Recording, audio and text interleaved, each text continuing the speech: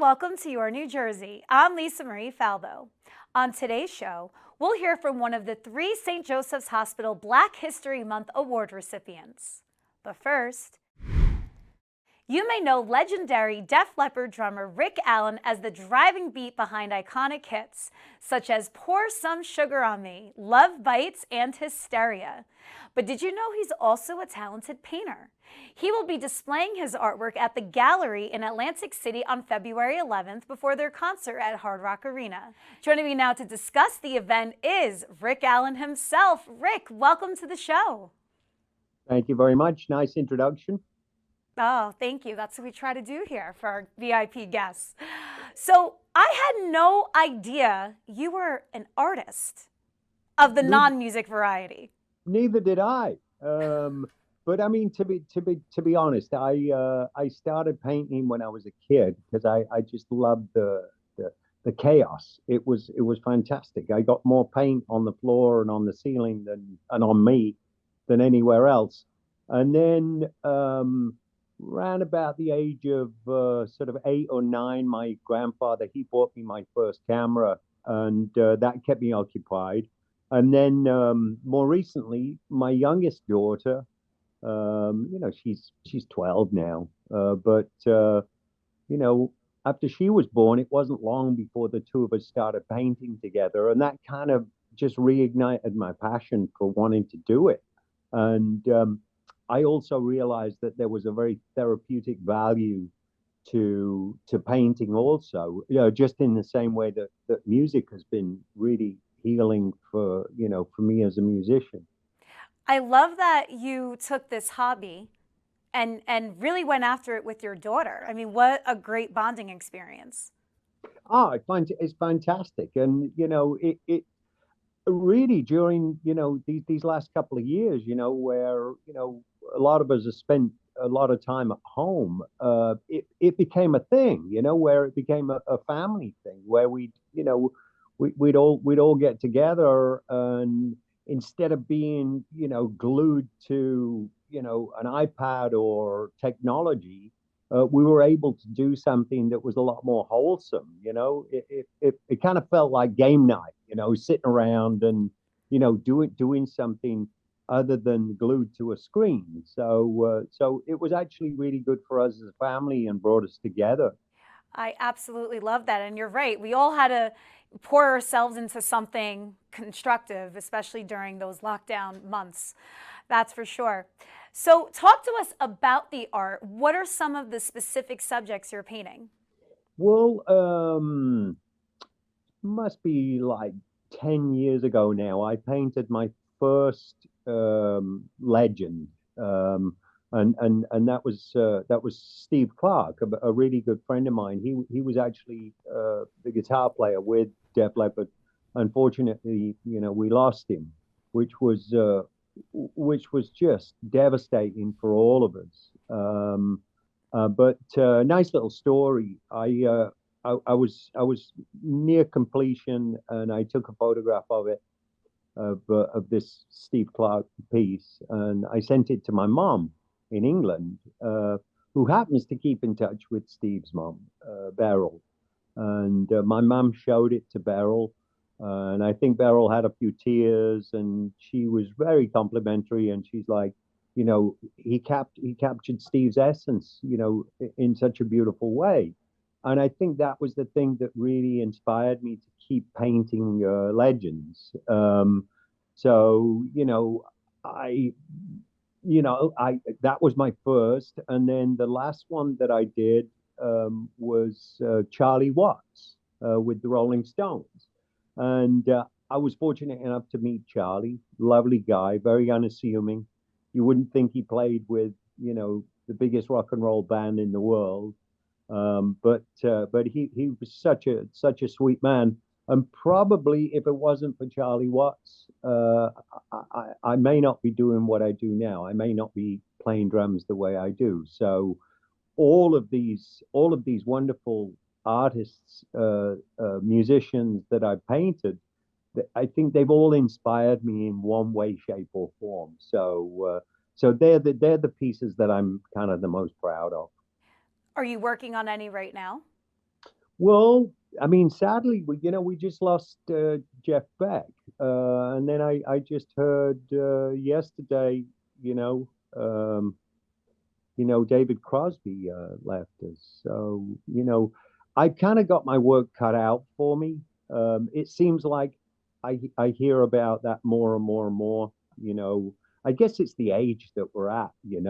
A lot of the artists that we looked up to growing up, they're maybe 10, 15, 20 or more years older than we are. So, like I say, there's plenty of subject matter.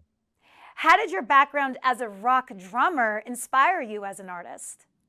I think the therapeutic value for me, particularly the fact that, I suffer with PTSD from extreme trauma from my accident. Um, I really discovered the healing powers of playing music, and then I discovered that painting does the same thing for me. It really puts me in the moment and gives me the chance to just take care of myself, to nurture myself. Absolutely. For those that may not know your story, talk about the accident that you had to endure. Yeah, the last day of 1984, I was at home visiting my parents, and I went out for a drive, and I yeah, I came across this car, this person driving a car, and it was interesting. They wouldn't let me overtake them. So every time I went to overtake them, they would speed up. So this happened for about 4 or 5 miles down the road, and finally I put my foot down. Now, unfortunately, I was driving a left-hand drive car in England, so I didn't necessarily see the corner that I was about to go around until it was too late. And then I lost control of the car, rolled the car. I had the sunroof open, and as I rolled the car, the seatbelt came undone, and the seatbelt actually took my arm. So horrific, horrific accident. Changed my life forever. But interestingly enough, it's become a huge blessing. I think because I survived it, and now I do a lot of work with veterans and first responders. So it's given me a kind of a new lease on life, as it were. And you had this accident, and then you probably weren't thinking that some of your band's biggest hits came only a couple short years later. I know, and you know, when I first came around in hospital, I really didn't want to go on.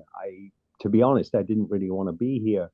Um, but with the support from family, friends, and just hundreds of thousands of people from all over the planet, I really discovered the power of the human spirit, and I was able to kind of lift myself up and kind of reinvent myself, and now I'm in a place where I celebrate, that what I do is really kind of unique. You don't necessarily find too many one-armed drummers these days, but you know, I guess it became a blessing.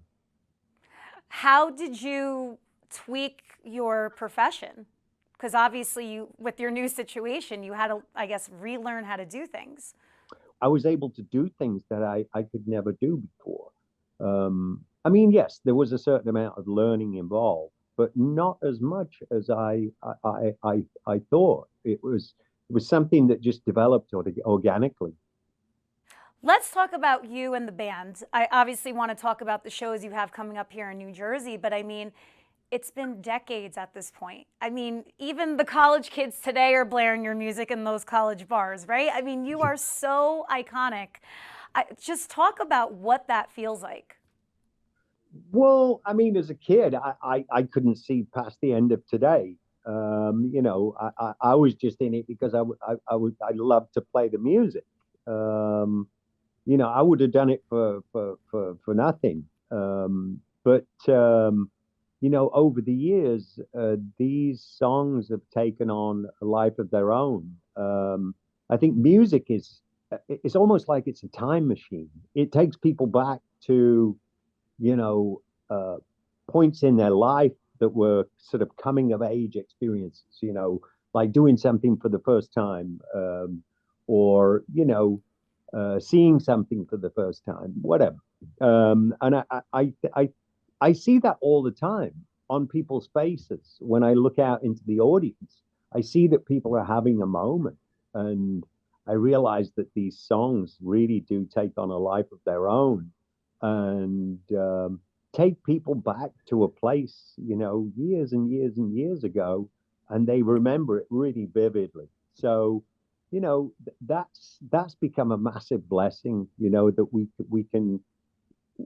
can do this at this level. I really never expected my career to be this long, you know. And music today is so different. I mean, your style of music is just not, happening right now. It's like more like the pop, electronic, hip hop, rock has kind of gone by the wayside at this juncture, but yet you're still selling out arenas. No, it's true. I think for people that were there, in the '80s when everything kind of hit, um, I think they'll never forget. You know, yeah. I mean, I listen to all kinds of different music. As a musician, you don't put music into genres. You just go. It's all music to me. It's either good music or bad music. Um, but yeah, we've been really, really fortunate, to have been around, and we've got this massive following, and people are really loyal to this band. So we're in it for the long haul. You are, for sure. Well, tell us about your current tour that stops in Atlantic City on February 11th. Ourselves, Motley Crue, we're going to be doing this special sort of event, in Atlantic City, and that's really sort of a warm up for heading back out on tour again. And then sort of after the Atlantic City shows, then we head to South America, starting sort of sometime mid February in Mexico City, and then we we go through the whole of South America and end up in Buenos Aires down in Argentina. Hopefully, they're still celebrating their win of the World Cup. I'm sure they are. I think that's probably going to go on for many more months. I'd say so. Well, you've obviously played here in the Garden State many, many times. Talk about the vibe and the energy of the people that attend your concerts here, because I know that we kind of pride ourselves on being a little different than everybody else. A different is a good choice of words. I would probably use words more like completely crazy. I mean, people there really do know how to enjoy themselves. They know how to let go, and it's great whenever we experience East Coast crowds that are like that. It just wakes this band up, and we just play even harder. Oh, I love to hear that. So you're having the gallery showing the same night as this February 11th concert. How are you balancing both? Because I feel like you have to be in two different headspaces for the respective events. Well, fortunately, the gallery is right there inside, inside the casino. So that's the good thing. It's close, and I'm just going to make myself available whenever I can. If there are people that want to meet me, or if there are people that are interested in some of the pieces, then obviously I'm going to make myself available. So I'll be there. It won't be like a normal art show, as you say. I have to be mindful of the fact that I have to be ready for the concert and get my head around that. But I'll be there. I'll be there for a good amount of time. How many pieces are you going to display? There's probably about I'd say at least 50 pieces. Wow. And can people purchase or they could just look? People either way, people can just look or they can purchase. I'd rather they purchase, and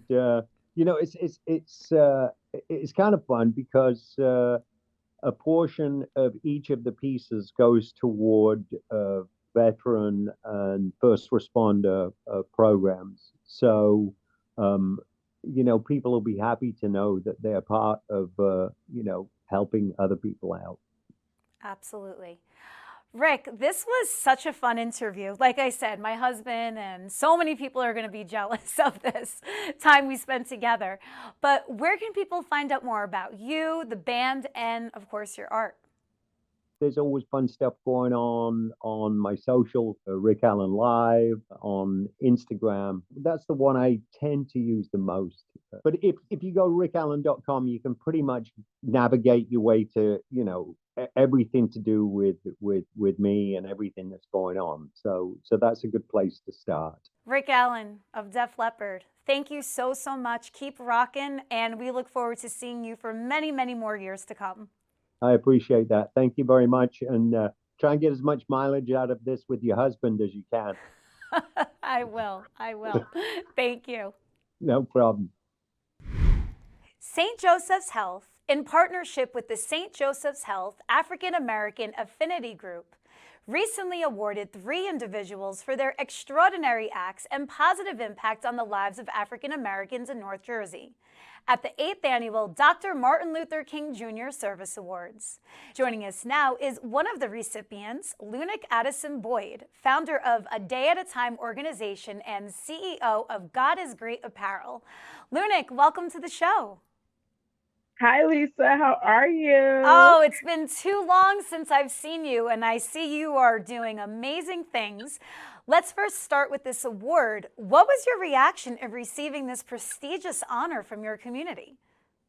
So first of all, thank you for having me. This is so amazing, and I'm so proud of you, and I just love everything that you're doing. This award was truly a surprise, a complete surprise. I got a phone call saying, hey, you've been nominated. Please show up, at St. Joseph Hospital in the morning, and there are a bunch of nominees, so I didn't know what to expect. And I was like, you know what? I probably didn't win because they didn't ask me for a headshot. They didn't ask me for a bio.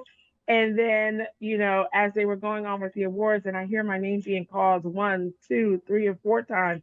So I was like, oh my God, it was so incredible just to be recognized for the incredible work that I do, knowing that, we're just serving, we're just doing what we love to do, not even knowing that people are watching and they see you. So it sounds like the award was a surprise. Who nominated you? An attorney. Her name is Ebony Riley, and she's been watching me from afar for many years, she said, and she put my name in the pool, and it was just so incredible to just hear all the wonderful things that they had to say about me. I'm like, what are they talking about? No, don't sell yourself short because you got a lot going on. And let's start with your A Day at a Time organization. Tell us all about it. So, A Day at a Time is a nonprofit organization I founded in 2014, a need to do things in my community. I saw a need and I wanted to fulfill it because I believe that serving is something that we all must do, and we started with women who were incarcerated coming out of the system, and we wanted to provide tools and resources for them. And then it morphed to feeding the homeless. And then another part of the nonprofit is also making sure that we give back in a sense to our young girls, inner city girls. So every single summer, we have 14 young ladies that we send to summer camp at Rutgers University and Express Newark for free. And they learn the power of communication. They learn television and broadcasting. They learn how to interview. And the community just wrapped their arms around them. And because I have a background in media, I was able to just reach out to everybody and say, hey, this is what I'm doing and I need your support. And it's just been an amazing journey. Lives have been impacted, and we're just doing the work. What are some of the success stories that have come out of everything that you have done? With the young girls, we've been able to win 2 times in the Newark International Film Festival. They wrote their own script, shot their own scripts, acted in the film, and they won twice. And they've been able to travel because the stories that they tell are stories that are needed. So they've been on so many panels all over the world, people asking them to show the film and can they talk about it? Why did they decide to talk about this specific topic, mental health? Women and young girls who wind up missing, they were able to talk about and do some amazing things. We have graduates from Morgan State University, Temple University, Syracuse University. So a lot of the girls are graduating and have gone on to do some amazing and powerful, powerful things. We came together during our days at Montclair State University, Yes. and you went on to have a very successful media career. How did you pivot from media to everything you're doing now? So what happened was I got offered a position to be a co-director at a in the city of East Orange, and I thought it was really awesome. It was in the media department, and I just saw where the lack was. I said, why don't I take my experience and everything that I learned at Montclair State University, because that was a rigorous program, and I was like, Mm. oh my God, if I could take what I've learned at Montclair State and take it and put it into a 4-week program and really give them the information that they need and give them the tools and the resources and bringing the videographers from My Nine News and all these other stations to kind of just speak to them and mentor them. And that was kind of like it just felt like a no-brainer. I had the skill set and I was like, why don't I use it to benefit my and help other people? Tell us about God is Great Apparel and how you got that off the ground. So God is Greater Power is a spiritual brand that I started out of the trunk of my car with $48 in dimes in 2016. I wanted a way to support myself and be able to serve and do what I do because we started the nonprofit in 2014 and we weren't funded by anybody. And I was like, oh my God, we got to raise money and do something. So the love of that I have, for God and what He's done for me and everything that I've been through and everything that I survived. The quote came to me and I was like, oh my God, why don't I do something with it? Not knowing that it would blow into a full brand. I started doing mugs and scarves. The next thing I knew, I was doing t-shirts.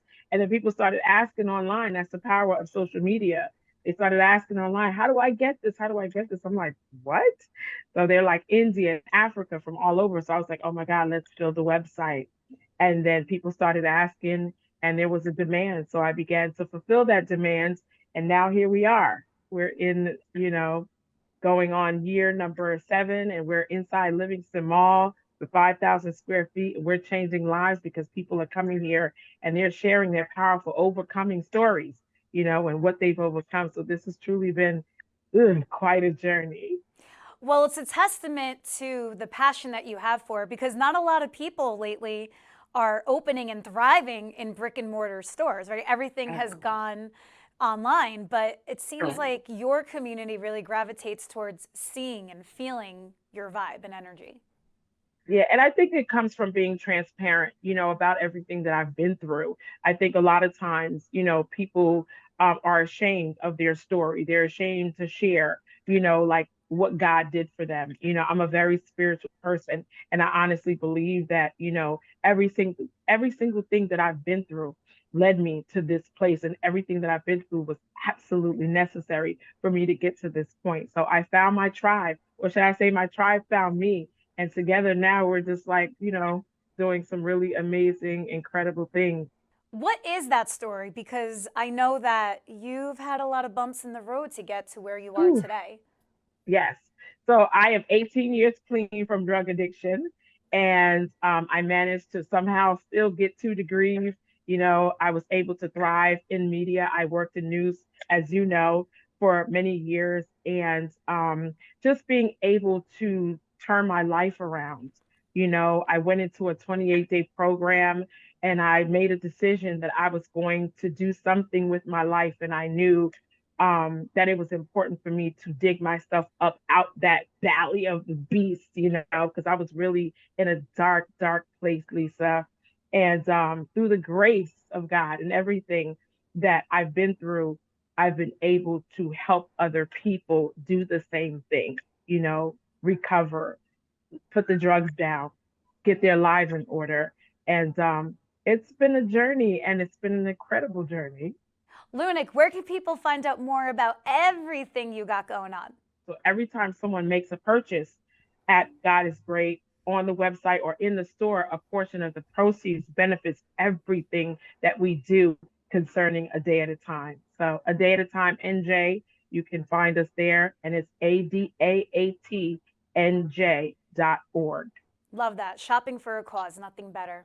Lunique, Yes. thank you so much for joining us here today. I appreciate you. Thank you, Lisa. Thank you for joining me on another episode of Your New Jersey. I'm Lisa Marie Falbo. We'll see you back here next week.